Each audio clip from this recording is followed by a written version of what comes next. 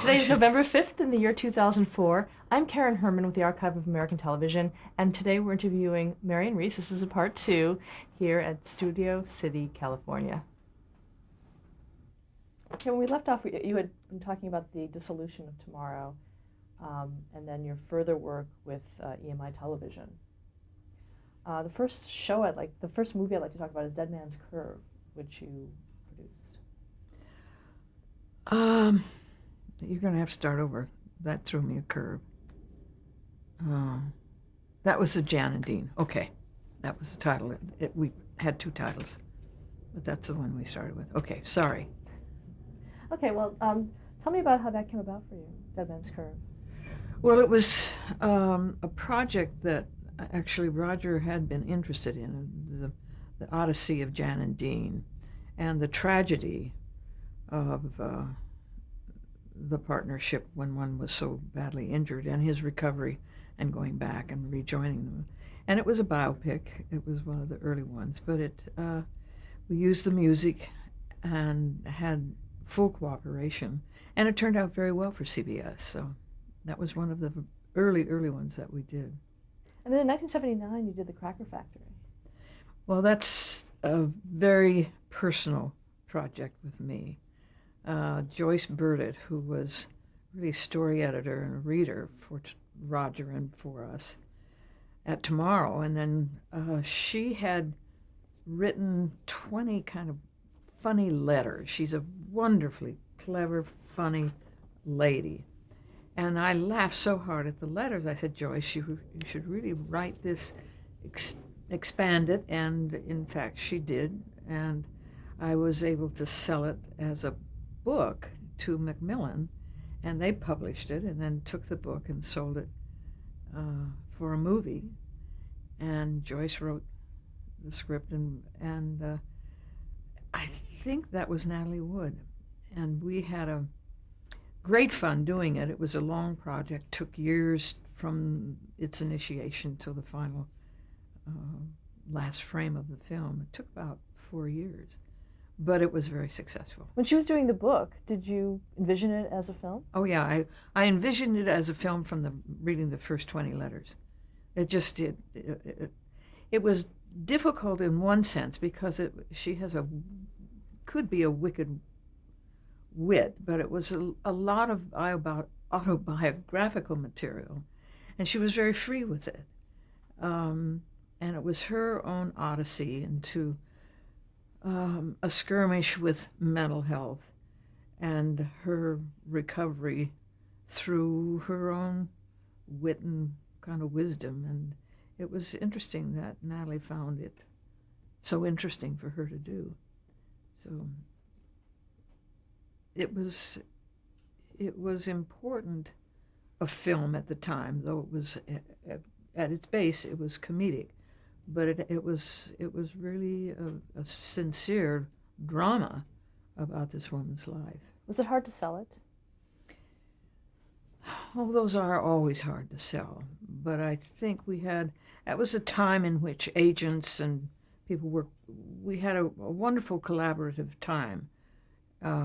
Period, where agents and producers really got along, respecting each other's roles, not trying to cross boundaries, which has happened so much in the decades since.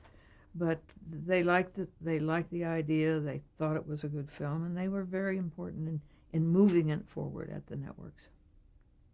In 1979, you did Orphan Train. Mm-hmm. That again from an idea, which is interesting. As with Cracker Factory, it was an idea, the genesis of it being very modest.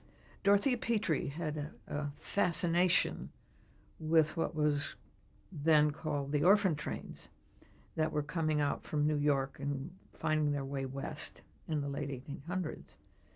And she chronicled that as much as she could and brought it and said she really wanted to do it as a film. So I was able to sell that and then urged her, and she had already seen or had a vision of it becoming a book.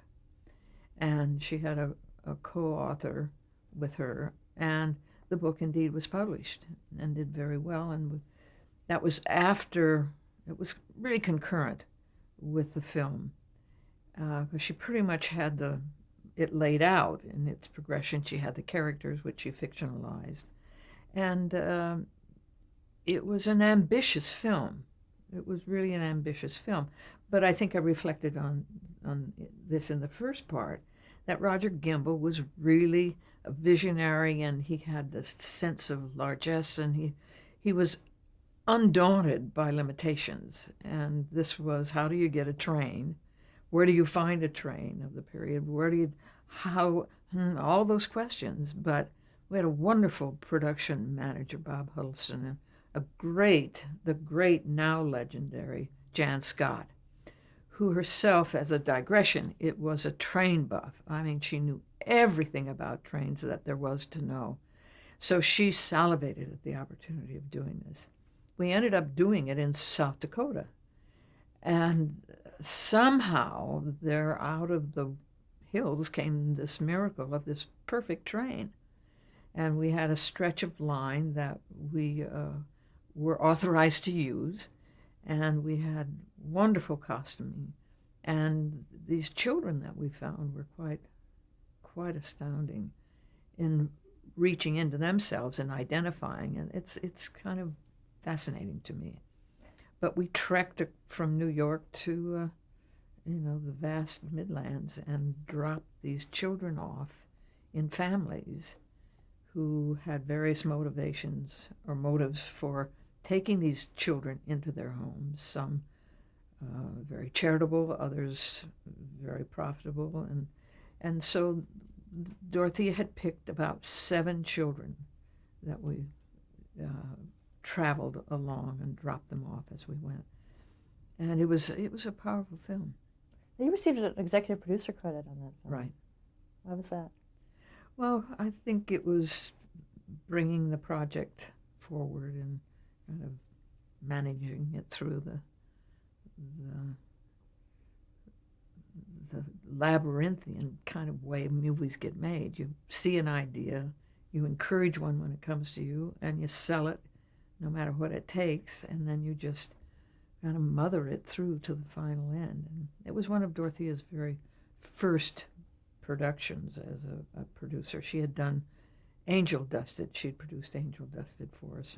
But this was her first, and it had become such a passion. She tried to mount it as a Broadway play, but that didn't happen. That takes so much time and wherewithal, and it really kind of stayed in the wings, as it were. But she still loves it, and somebody has done that play. I saw it advertised. I was recently in San Luis Obispo, and there was a theater group doing The Orphan Train. Now, were your duties different as an executive producer? Was this a new step for you in terms of what you were doing? Actually, I didn't come into full producing, until sometime later. I was the executive producer, which was, again, in television. It's recognized as the kind of overriding position. It's not on set, although I would go on set. It's something I love, so I was always a very interested bystander. But the actual nuts and bolts of producing, I wasn't. I was ultimately responsible for, but that's the role of the producer, and that collaboration is really wonderful when it works. And to this day, Dorothy and I have a very long-standing friendship, as well as respect for the job we've learned to do together and separately. But executive producer is generally the overriding force. When did you leave EMI? I'm not sure I'm accurate on the dates. I'm not sure that I can recall the date. The circumstances are very vivid. I had an invitation and a rare opportunity that was offered to me by Don Nickel and his partners, Mickey Ross and Bernie West. And Don had been head writer for All in the Family after a number of years when Norman then began to expand into Maud and things. And Don was such a wonderful writer. And he was he was there when I left Tandem, and we remained friends, he and his wife. Oh gosh. Through those years, G. Nickel, and he wanted to give me the opportunity to really branch out on my own. So they took me to lunch and said, we'd like to just back you and put you into a production company. We were to be the film division of the NRW company, television company. So they, just with great generosity, let me set up an office, which we did in 9020 Sunset. And Ann Hopkins, who had been story editor and had gone on to Sanford and Son, we gathered together with Maggie Netter, who had been an assistant and a secretary for me at Tomorrow. I said, would you like to just come and start a new company? And it was great fun, just liberating. It was not, there was a responsibility. I wasn't irresponsible to the fact that they had been generous with the funds. And the opportunity to just creatively go ahead and do what we thought we could, one, sell, and then secondly, do them within the constraints of budgets, which is really the responsibility of an executive producer, if you kind of ride and make clear what those limitations are and make them opportunity rather than constraints. So we set about getting material, and I think the first one was the Marva Collins story. I think that came first. There were two that we did, Marva Collins story and Angel Dusted. Marva Collins, a true story, had seen it on 60 Minutes. This remarkable school teacher in the south side of Chicago had set up this preparatory school with the sheer confidence and knowledge that, contrary to the commonly held view that ghettoized and black children couldn't learn at the level of the white counterparts. So that was how she set about in her house, neighbors, and her then husband, Clarence, who supported her. And it was a wonderful story. Very dynamic woman, tall and kind of not imperious, but she had great authority in her posture and in her bearing and in her approach to what she was doing. So we got the rights from Marva to do the story. And it was set against her West Side preparatory school. So a lot of research, meaning sitting with her, going back to Chicago. And she had the school literally in her house on the second floor. So we met the children, and she and Clarence had three children then, and learned what it was and what her methodology was, and then how to make that an interesting film.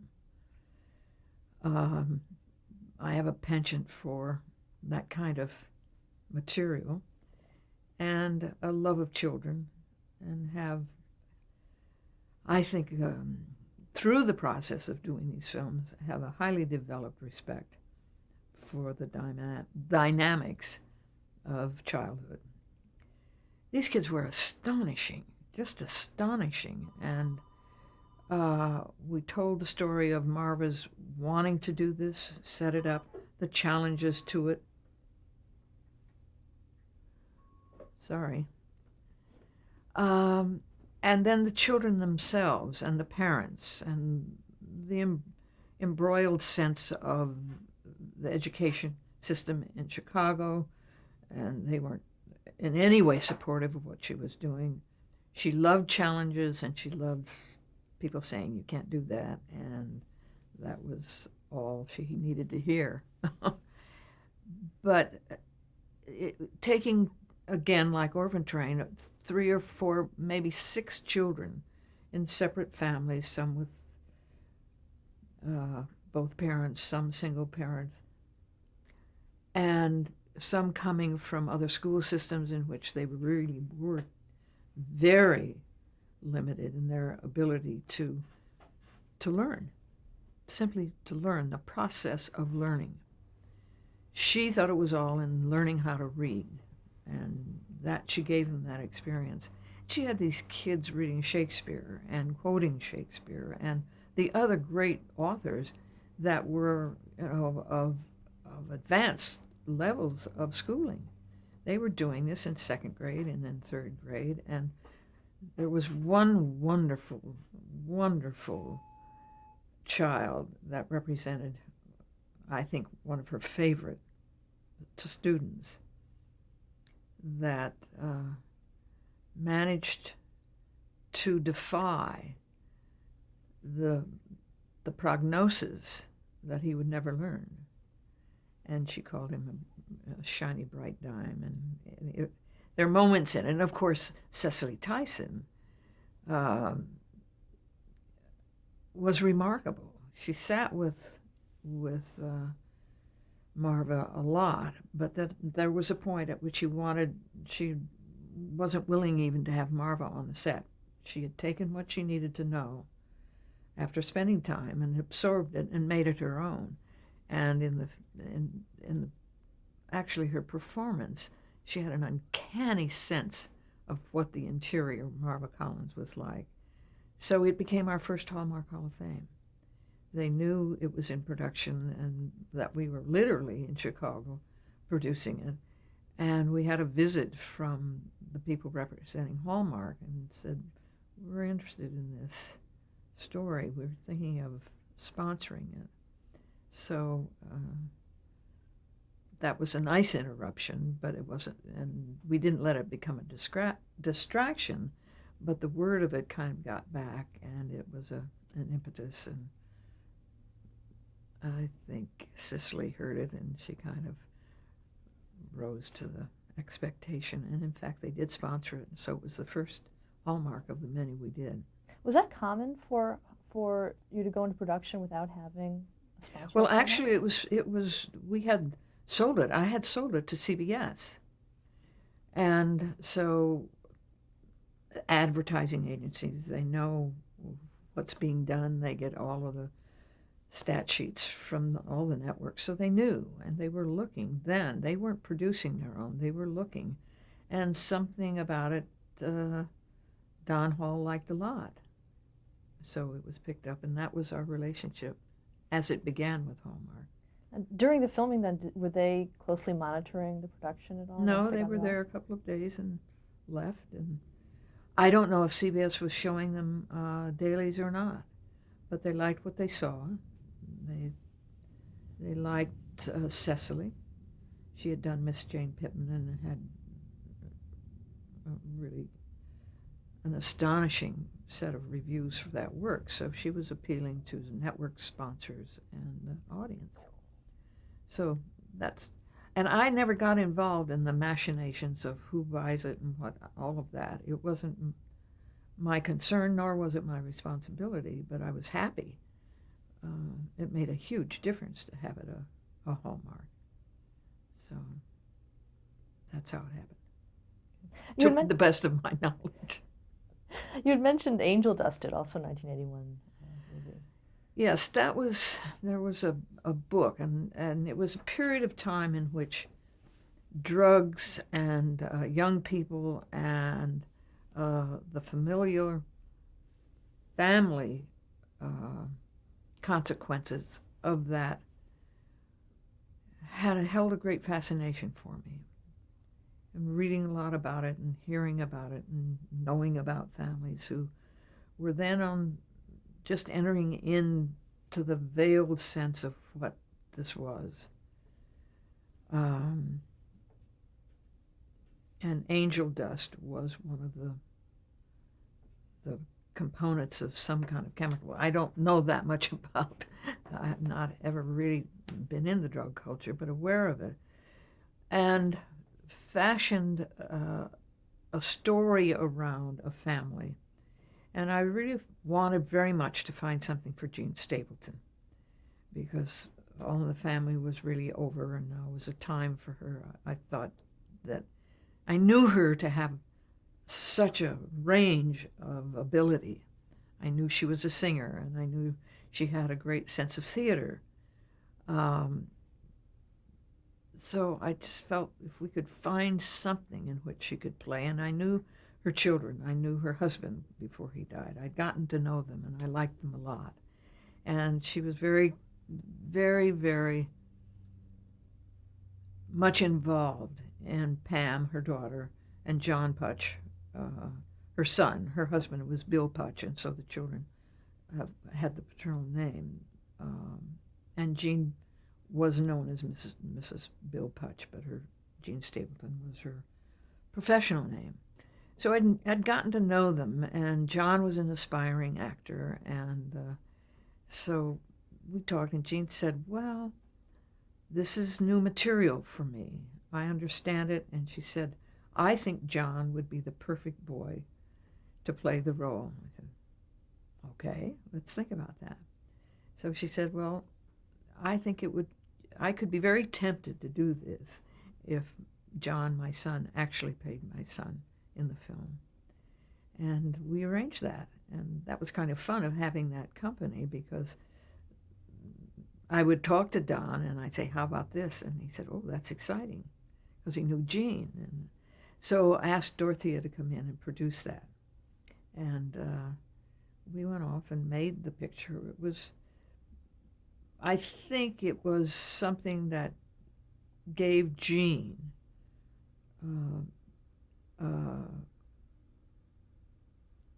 a feeling that she could now move out and find other areas of her talent. And then she went on to do the one-woman show on Eleanor Roosevelt. Very, very good reviews and important to her. And then, of course, many other things that she's done. But it was at this point that Don Nichol was diagnosed with cancer, and it was a quick-moving cancer. So it was a very difficult period for everybody, his partners, especially G, and would visit with him, and it became apparent that it was terminal. And so there was a dissolution of NRW as we knew it. And it was understandable. It was a painful, personally and professional time, but mainly personally. It was a very sad and mournful time. He was a wonderful man, a very generous man, and G was just bereft, because they were the closest of friends. So it was then, what do you do now? And it was at this juncture that I took a pause and thought, and I think I went to Hawaii and just kind of thought about it and reflected on where I'd been, and was I really doing what was some intention for me. And I thought, maybe I'll start my own company. And that was the point at which I really began to consider. And I counseled with some, they were all men, or have we been through this? I don't think so. Faye Kanan had become a very important mentor for me. She likes not for me to keep saying that, but I have to say it in this context, archivally. It's very important because she was, having worked together on Tell Me Where It Hurts, she became a very important mentor to me. And she helped me through this period because I talked to her. But I counseled with men who knew me and were all of them aware of what I had been doing, in what context, what companies. There was an attorney that had been with us at NRW, Dixon Dern, and of the 5 men, Dixon was the only one that said, "I believe in you." Bob Wood, who was president of CBS, went over to Metro Media, and Bill Hayes, who had this executive business management, and even John Mitchell, president of the Academy, who was close. We were very close. They thought it was much too risky, and that women didn't do that, and that was foolish, and why didn't I just take a job with Bob Wood at Metro Media? And And why did they say these things? What prompted those kind of responses? at that time, a woman creating her own independent, entrepreneurial independent production company was new. It was new. There wasn't a model for me, but what really made me especially thoughtful was that I had been tandem Tomorrow Enterprises, EMI, NRW. Now, that's a handful, literally, of companies that, not to be immodest, but I contributed to. At Tomorrow Entertainment, at one point, over probably a 3-year span, I had sold 22 movies, ideas. And Dixon picked up on that. He said, I know you can sell. And I said, well, the only way I can do this, well, let me come back to the reason, and then applying a plan. But I had no equity in any of those companies or in any of the films. In fact, I didn't have a contract with anybody. It didn't seem that was what you did. It was always kind of a handshake. So I was kind of surprised when Norman said, let's part. And I thought, well, I didn't remember that long enough to make sure that I made certain of that in other situations. But it wasn't a context in which it became legal. There was a sense of a bond, a handshake, and then you go about your work. But I thought, wait a minute here, after this period of time, I really need to think about my own future. It's in my own hands. I probably hadn't taken care of it as well. I say to a lot of women,